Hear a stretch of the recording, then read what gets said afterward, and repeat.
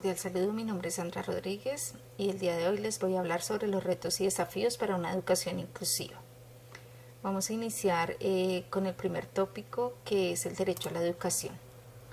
El derecho a la educación es la llave que abre paso a otros derechos humanos. Esto nos lo menciona Tomaszewski en el 2002. El primer derecho es el derecho a ser registrado y a tener un nombre. En muchos países existe un subregistro con respecto a la inclusión educativa de todas las personas o de todos los niños, porque ni siquiera han podido desarrollar ese derecho a ser registrado. Como segundo punto, la educación es vista como un servicio. Existe una mercantilización de la educación al tener diferentes modalidades, al existir la privatización de la educación. Como tercer punto, la educación vista como un instrumento para perpetuar o eliminar las dificultades, eso en términos de desigualdad de las personas que se llaman ineducables o que llamamos de una manera despectiva ineducables porque tienen dificultades, porque tienen diferencias en raza, en cultura, y muchas veces ese proceso discriminativo hace que esas dificultades se perpetúen, o puede que cuando nosotros hagamos un adecuado proceso esas dificultades se eliminen. Como cuarto punto, los niños como objeto de educación versus sujetos de derechos. Entonces tenemos que hacer ese cambio a los niños como sujetos de derechos.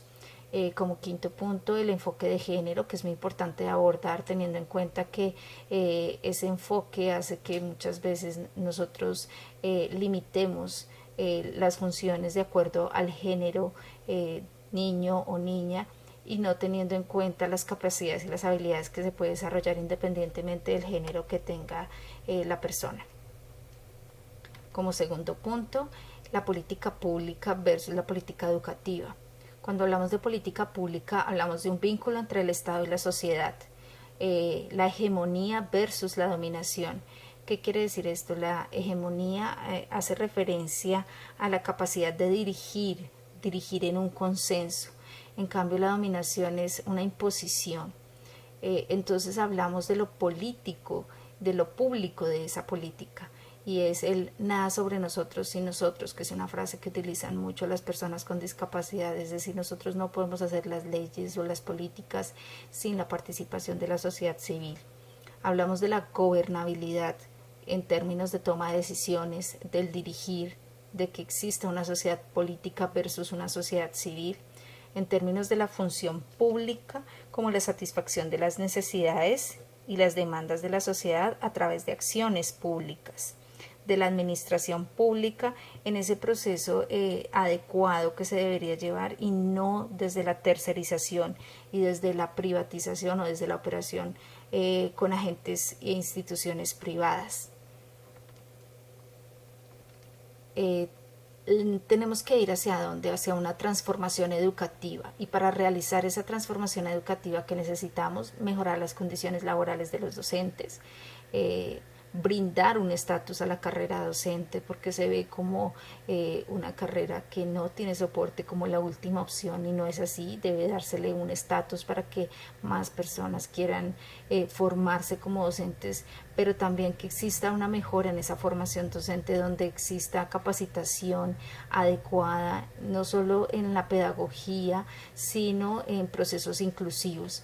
Establecer condiciones de evaluación, mantenimiento y fortalecimiento docente, adecuar y aterrizar el sistema de formación y evaluación de los estudiantes, que exista una educación rural con identidad, respetando saberes campesinos, culturalidad y brindando estatus a la ruralidad. No podemos formar a las personas en todos los ámbitos de igual manera. Entonces tenemos que diferenciar entre la igualdad y la equidad, en poder respetar esos espacios de las personas de acuerdo a su cultura, en que los docentes sean formados de mejor manera para que también de esa misma manera puedan ser remunerados y tengan una mejor posibilidad y tengan mayores intenciones de formarse y fortalecerse. También tenemos que hablar desde el término de liderazgo como una participación de todos los actores involucrados en el proceso educativo.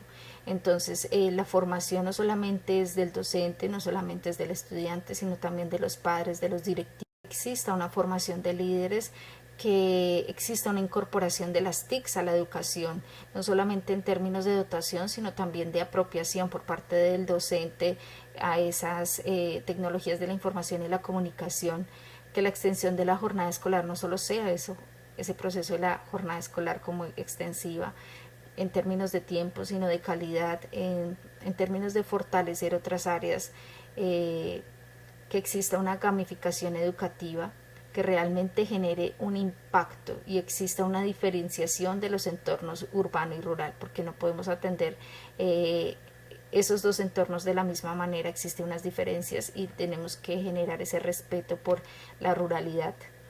En términos de inclusión educativa, tenemos que el término de la inclusión ha ido evolucionando desde la segregación, cuando las personas con discapacidad tenían lugares especiales para educarse, la integración, cuando lo incluimos en el aula, o lo llevamos al aula, pero no lo incluimos. Existe una adaptación a la diversidad y finalmente un proceso de inclusión.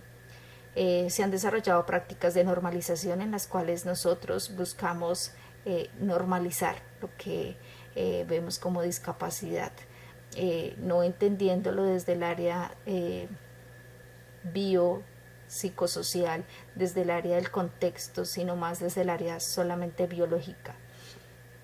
Tenemos que la inclusión es un derecho exigible y justiciable, es decir, que a través de las políticas públicas, a través del decreto 1421 se hace exigible, que debemos buscar esos procesos de asequibilidad, accesibilidad, aceptabilidad y adaptabilidad de los estudiantes.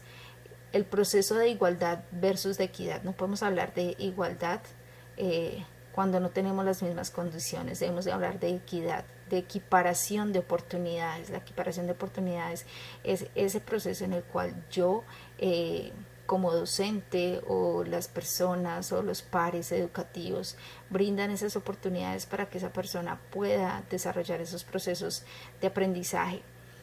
Tenemos el DUA versus el PIAR, el diseño universal de aprendizaje versus los planes individuales y los ajustes razonables que se deben realizar para los niños que tienen algún tipo de discapacidad, y esto es demasiado importante porque es ese proceso no visto solamente desde las dificultades, sino desde las habilidades. Muchas veces buscamos formar o educar o que el niño aprenda ciertas cosas que de pronto dentro de sus habilidades no está, pero sí podemos fortalecer otras habilidades que le van a servir para su vida adulta. La formación docente en cuanto al manejo de las personas con discapacidad o de los niños con discapacidad, y el proceso de educación emocional, porque ellos muchas veces son vulnerados, son burlados, entonces la idea es que podamos fortalecer esa parte de educación emocional, no solamente de la persona con discapacidad, sino de sus pares educativos, para que ayuden a comprender y fortalezcan todos sus procesos. Como retos, finalmente, cuando existe un proceso adecuado de inclusión educativa, pues la idea es que también se busque esa inclusión laboral. Sin embargo, existe falta de preparación, existen dificultades para la adaptación, existen mínimas oportunidades, muchos paradigmas con respecto a cómo se hace esa inclusión laboral, a que la persona me va a costar a mí muchísimo como empresario. Entonces ahí tengo que revisar ese proceso de responsabilidad social empresarial y darme cuenta que las personas con discapacidad tienen una capacidad productiva incluso mayor en muchos casos que una persona que no tiene ningún tipo de discapacidad. Está comprobado que, por ejemplo, las personas con una discapacidad auditiva son personas que son mucho más atentas y concentradas, que no se distraen con el medio externo, entonces los hace más efectivos. Entonces es eliminar esos paradigmas que muchas veces se tienen con respecto a la inclusión de las personas con discapacidad, y ese debe ser el gran reto, poder hacer un proceso tan juicioso y tan adecuado que finalmente se busque la inclusión laboral o la inclusión social, o que esa persona realmente sea independiente y productiva en la mayor posibilidad. Eso es lo que hace que un proceso realmente... Muchas gracias. Tenemos por último las referencias que fueron tomadas de la actividad 3.